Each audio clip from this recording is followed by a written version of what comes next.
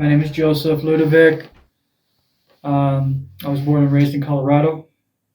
I was put into a church school when I was about 9 years old. And from there, I had a basic normal life. My stepfather wasn't much in the ways of being a part of my life. He did, however, it's still hard work. My mother was the hierarchy of the family. She kind of did it all. My mother was a fantastic woman. Went through church school, had some hardships there. From church school, attempted to do high school, didn't do too good in that. So I became very quick to be a loner.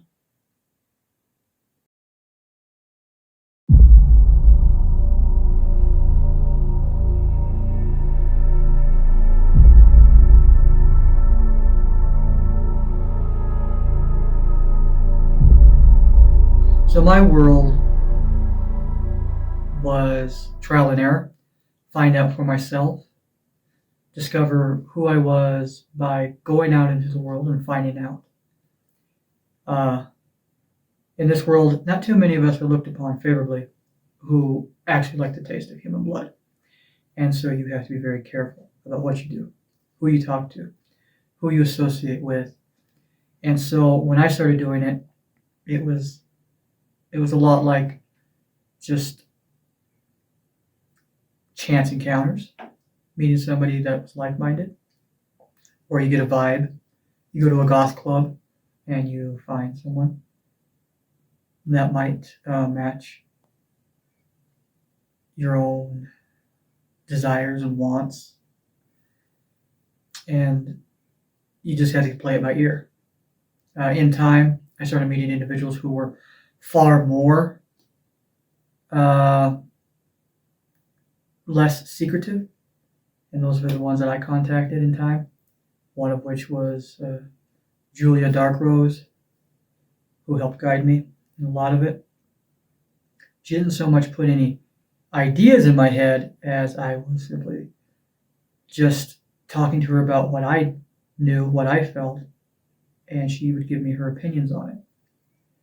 So that's kind of the world that I lived in for the longest time. Everything was secret, everything was shadows, everything was kept quiet.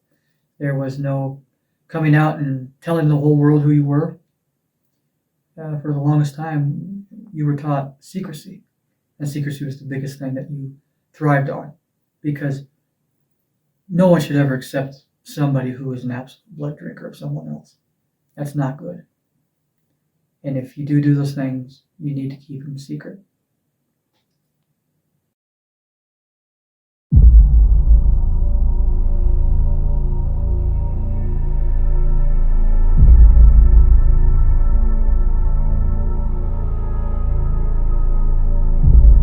So in the world of the human living vampire, there are what are called houses.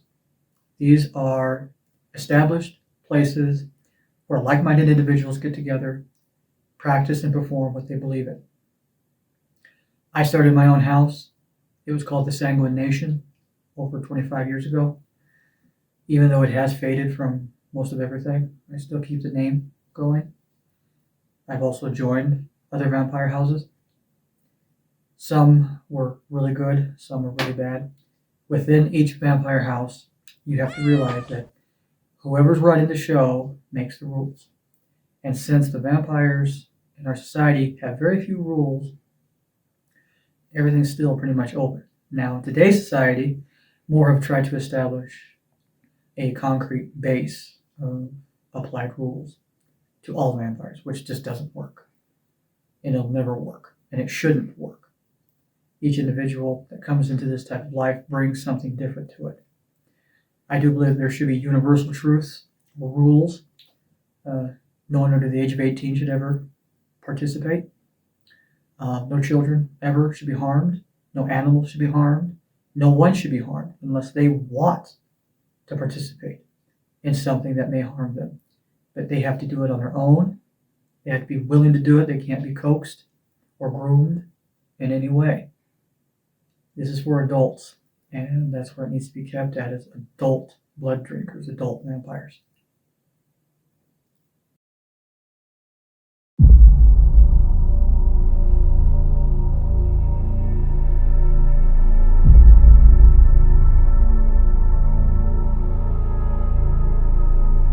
Religion, magic, spirituality in the vampire world, whether it be within a house or with an individual, it should, in my opinion, still be based off of the individual. If a house chooses to participate in some form of magic or magical practices or religion of any kind, that's fine as long as everybody wants to do it. But in my personal opinion, religion, spirituality, magic should be somewhat kept separate. Some individuals get really irate over that, saying that they have to be connected. I don't think you have to be connected. You could be Christian and be a vampire. You could be a Satanist and be a vampire. You could be a heathen and be a vampire. So the emphasis of performing spells, religious practices, it just all depends on the individual, or practice nothing at all. Everybody's different, and that's what kind of is missed. But that's why you have the houses, is so that the like-minded ones can get together and practice and do what they feel is within a vampire or blood drinker's realm.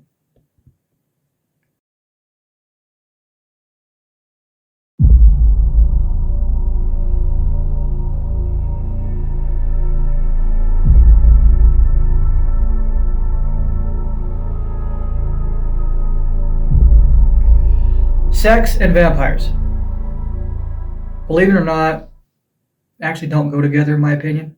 That was more of a vampire Hollywood thing that they connected. Hot, sexy vampire, all of a sudden they're expert in sex. No. There has been a lot of connections between blood feeding while having sex. I participated in that also. It could be a great thing. But sex, like anything, in my opinion, is just sex.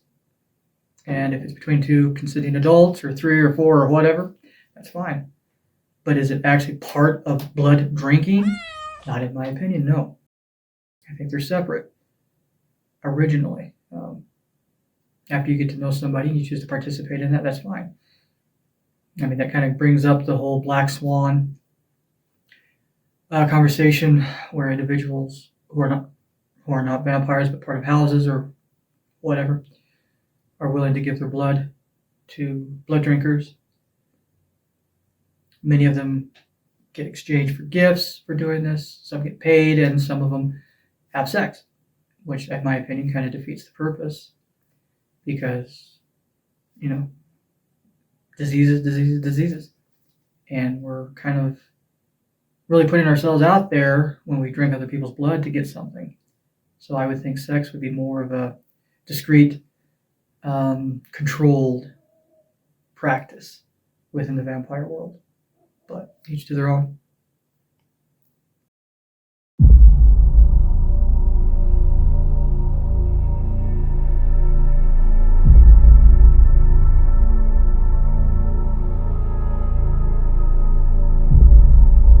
So what is a real vampire to me?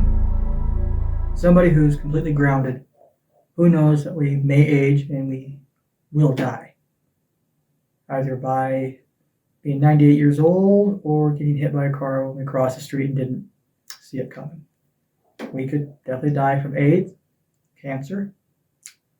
A real vampire to me is secret about their life, except to the few or to those who also participate in these things.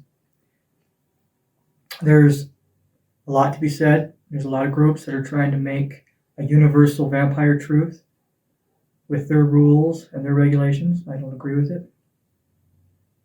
I see myself more of an elitist, have the better than you attitude, but I'm still human. I still make mistakes. It's just how I go about them that makes the difference. And I know if I live long enough, I'm going to be old. I might not be able to walk, talk, and all of this that I've done. It won't matter. It'll all just fade away. So I stay away from any Hollywood glamour and realize that being a blood drinker is just that. I just drink blood because I like it. If I think it gives me rejuvenating effects, that's great. If I think it gives me power, that's great. But in the end, most of this can't be proven anyhow. And I'm just a human blood drinker. That's all I am.